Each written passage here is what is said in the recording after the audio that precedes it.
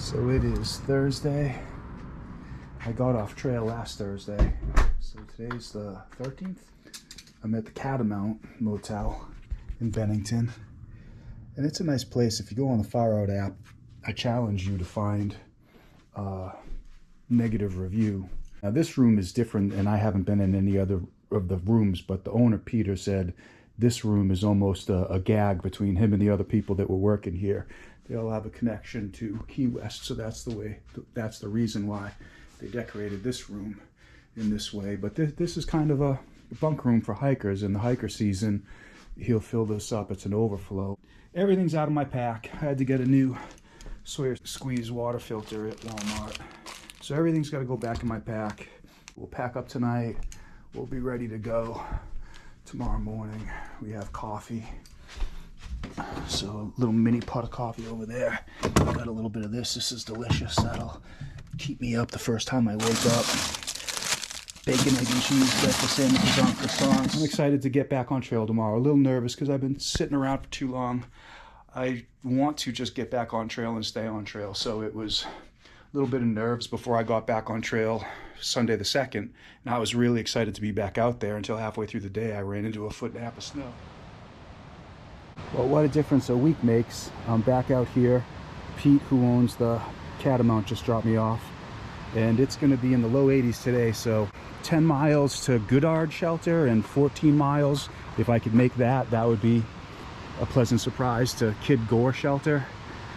The goal is to make it to Manchester Center and see if I have to go in there and get food. I have 5 days worth of food, but it's nice to see this running water. It's going to be fun to get on the trail. I had to buy sunscreen yesterday because, like I said, it's going to be in the 80s today, high 70s tomorrow.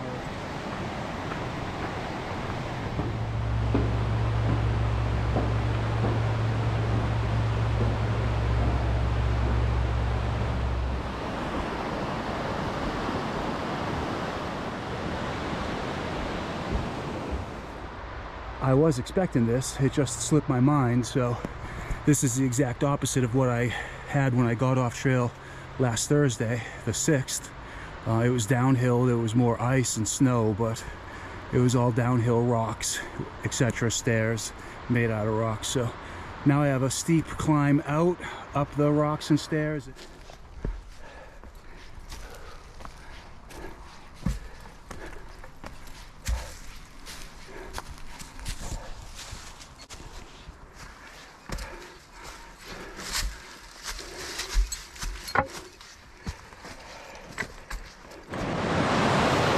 I had read in the Far Out app that this was challenging to cross when there was 2 feet of snow on April 8th, according to the commenter. So I made it across these rocks. Caught my left foot wet, but I sat down here because I have to go through the water here, unless I wanted to keep going upstream, but I didn't really see anything better. So I sat down and I put my micro spikes on. This is me being smarter than usual. I should have put them on over there. I waited till I got 2/3 of the way across. Just got to get through there. It's pretty strong, not very deep. So just got to take it slow and be safe and balanced. It's been a while since I've done this. I'm committed to getting my sneakers wet. It is 80 degrees and the snow hasn't been that bad. I've only gone 3 miles.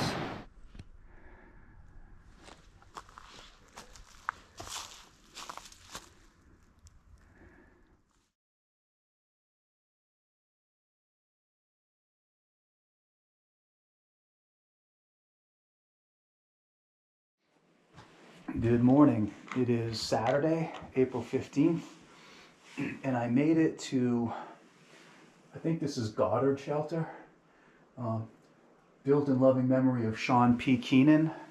Much to my surprise, I wasn't the only person here last night. Chris and Bobby hiked from Route 9 to here, and now they turned around and went back.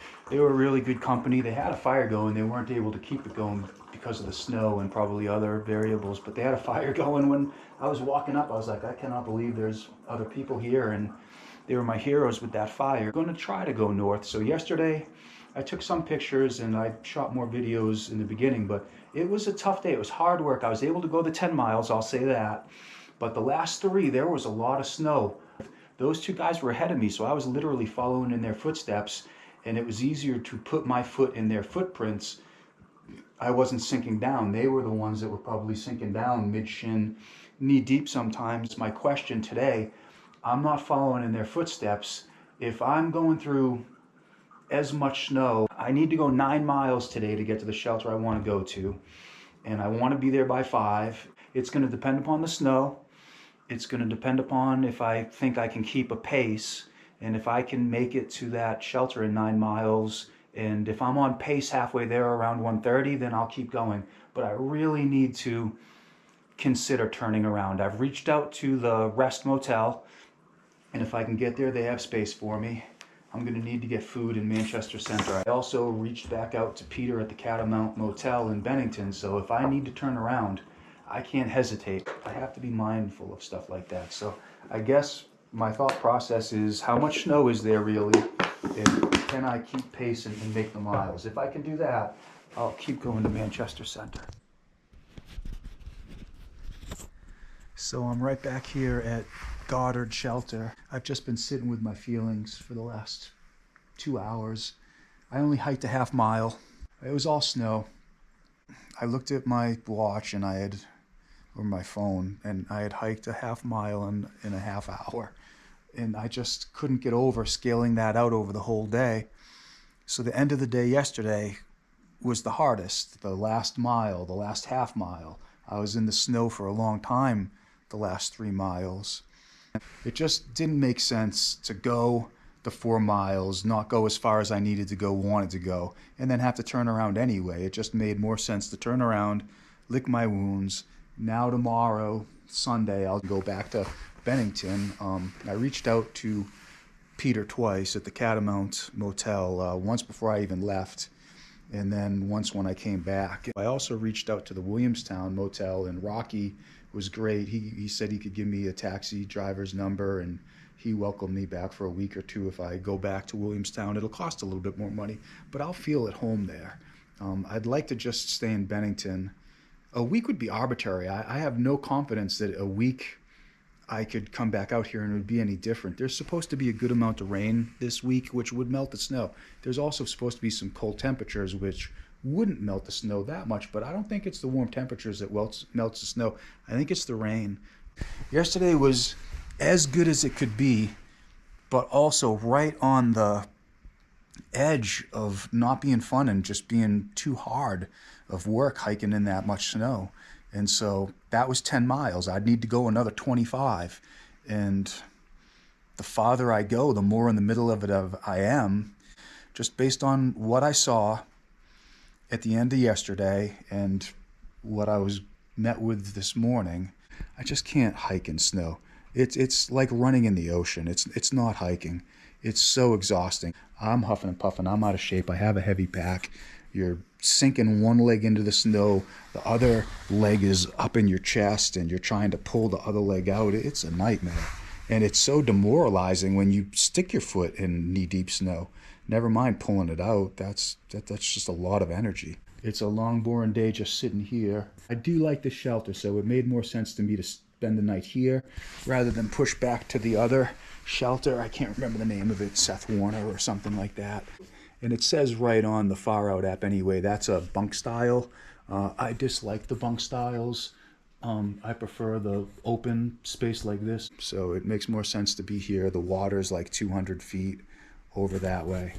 Plenty of water. I don't love redoing the 10 miles down and then having to redo the 10 miles back, but that's what I have. There's so many things I would do over. There's a lot of snow out here, so I wasn't in New England this winter, but they got a lot of snow out here, and I'd say there's at least 2 feet of snow in a lot of places, and in the drifts sometimes it feels like 3. Gonna put this stuff together, head out on the trail. Well, I'm back at this Glastonbury Wilderness. If you read this sign, it tells you everything you need to know. You know, they're trying to preserve it to be like a natural forest. So fewer blazes, they're leaving trees down to step over, a lot of brush, not a lot of bridges. This is another one of those what a difference a day or two makes type of things. This is a stream I had to cross coming in Friday, feels like there's less water. And on the trail the whole way down here, there's been less water. Really not a hard physical hike to double back these miles so far. It's just more of a mental challenge. I think my hiking mentality is similar to a lot of people. You know, like I'm gonna keep trying until I succeed. You know, like